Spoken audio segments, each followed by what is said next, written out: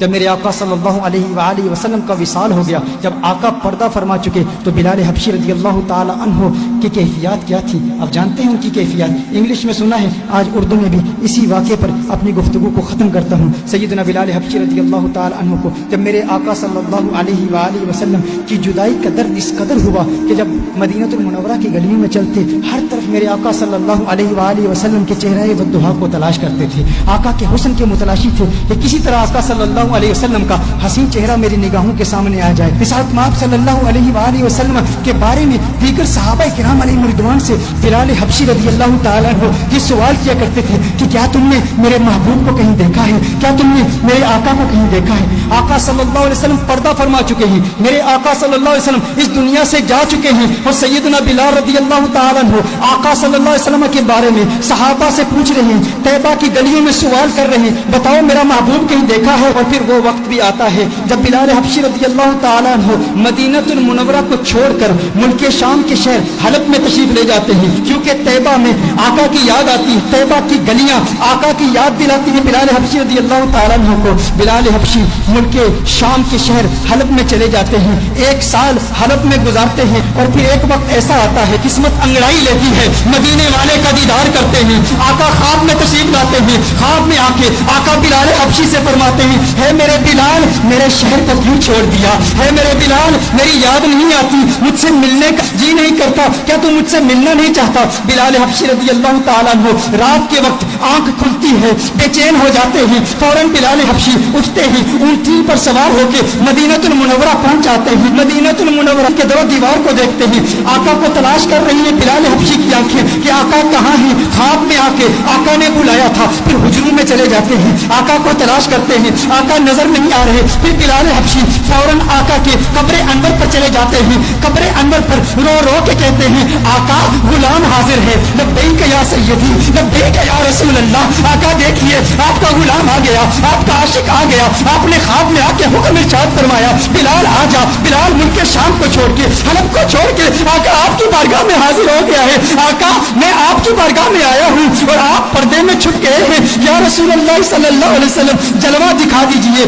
اس کے فوراً بعد ایک کیفیت طاری ہوتی ہے، ایسی وجدانی کیفیت طاری ہوتی ہے کہ بلال حبشی بے ہوش ہو کر گر پڑتے ہیں۔ بہت دیر کے بعد صحابہ کرام علیہ رضوان بلال حبشی کو اٹھا کر باہر لے جاتے ہیں، جب باہر لے جاتے ہیں بلال حبشی آنکھ کھولتے ہیں، اس وقت مدینہ المنورہ کی گلیوں میں ہر طرف شورا ہے، ہر طرف ایک ہی شور ہے، سنا ہے بلال حبشی لوٹ کے آ گئے ہیں، سنا ہے آقا کا غلام لوٹ کے آ گیا ہے۔ چشمے تصور سے تخیل باندھیے ان گھڑیوں کا کہ جب مدینے کے باسیوں نے بلال حبشی کی اذانیں سنی تھی، آقا کی موجودگی میں سنی تھی، ہر طرف ایک ہی چرچا ہے بلال حبشی آ گئے ہیں۔ اب لوگ چاہتے ہیں بلال حبشی کی زیارت کریں کہ آقا کے جانے کے بعد، آقا کے پردہ فرمانے کے بعد، آقا کی جدائی کے بعد بلال حبشی کو کسی نے دیکھا نہیں تھا، 1 سال کے بعد بلال حبشی واپس آئے، اب ہر شخص آتا ہے مسجد نبوی شریف میں بلال حبشی کا دیدار کرتا ہے، اور پھر صحابہ عرض کرتے ہیں، ہے بلال ذرا اپنی آواز تو سنا دیں۔ میرے بھائیوں، جب انسان کو کسی سے پیار ہوتا ہے،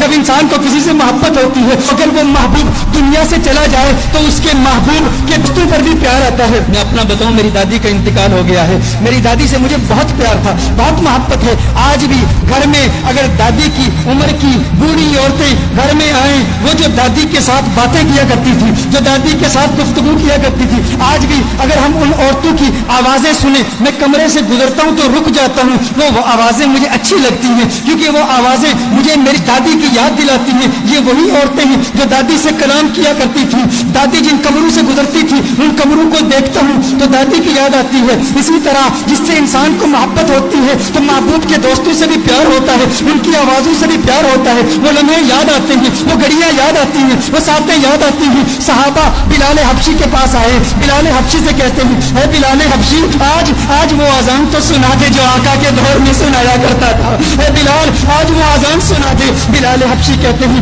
اے صحابہ میرے بس کی بات نہیں ہے، مجھ کو معاف کر دو، کیونکہ جب وہ اذان سناتا تھا جب اشہد ان محمد رسول اللہ صلی اللہ علیہ وسلم پڑھتا تھا، چہرہ والضحیٰ میری نگاہوں کے سامنے ہوتا تھا۔ آج اگر اذان پڑھوں گا آقا کا چہرہ کیسے دیکھوں گا؟ آقا کا چہرہ نظر نہ آیا، میرے لیے ناقابل برداشت ہے، میں برداشت نہیں کر پاؤں گا۔ صحابہ نے کہا کہا ایک ہی ترکیب ہے, ایک ہی طریقہ ہے. آج بلال کسی کی نہیں سنے گا, لیکن دو شہزادے ایسے بھی ہیں جن سے آقا کو پیار ہے.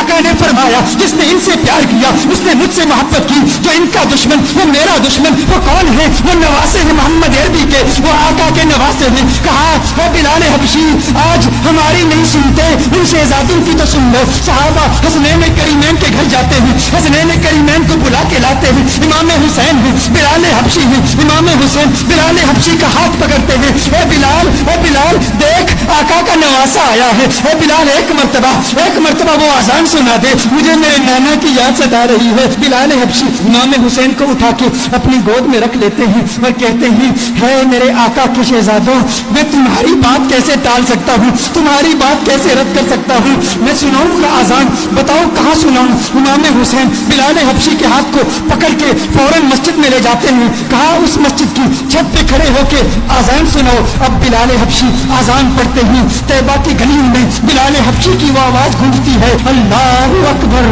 اللہ اکبر اللہ اکبر اللہ اکبر, اشہد ان لا الہ الا اللہ اشہد ان لا الہ الا اللہ. مدینہ المنورہ کے بازاروں میں بلال حبشی کی آواز جب گونجتی ہے تو طیبہ کے مکین بچے بزرگ نوجوان مرد عورتیں سب کمروں سے باہر نکل آتے ہیں. یہ آواز ہمارے لیے آقا کی یاد تازہ کر رہی ہے. دیکھتے ہیں کہ بلال حبشی آ گئے تو ننھے بچے بھی اپنی ماں سے پوچھتے ہیں آقا کے مؤذن تو آگے, آقا کب آئیں گے.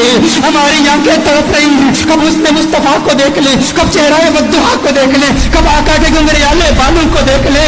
ارے آقا کی سنگت میں چلنے والا غلام تو آ گیا, آقا کب آئیں گے. ادھر بلال حبشی آزان پڑھ رہے ہیں اشہد ان لا الہ الا اللہ کے بعد جب بلال حبشی اشہد ان محمد رسول اللہ پڑھتے ہیں دیکھتے ہیں چہرہ ودعا نظر نہیں آیا. بلال بے ہوش ہو کے گر پڑتے ہیں. اس کے بعد جب بلال کی آنکھ کھلتی ہے اس کے بعد بلال کے لیے مدینہ المنورہ میں رہنا ناممکن ہو گیا. بلال واپس حلب چلے جاتے ہیں.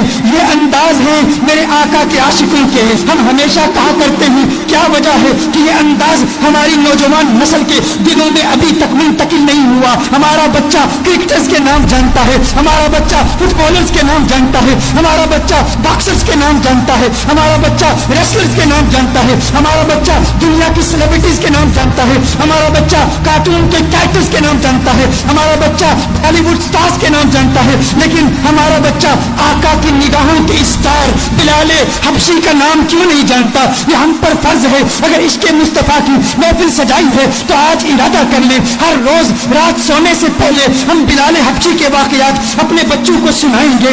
ہم حضرت ابو بکر کی قربانیاں اپنے بچوں کو سنائیں گے. مولا علی کی شجاعت کے واقعات اپنے بچوں کو سنائیں گے اور انہیں بتائیں گے کہ اس دنیا میں اگر عزت کے ساتھ رہنا ہے تو آقا کا عشق اپنے دل میں سنبھال لو کہ یہ وہ عشق ہے جو انسان کے دل میں اگر سما جائے تو انسان اس دنیا میں بھی کامیاب ہے اور اس دنیا میں بھی کامیاب ہے.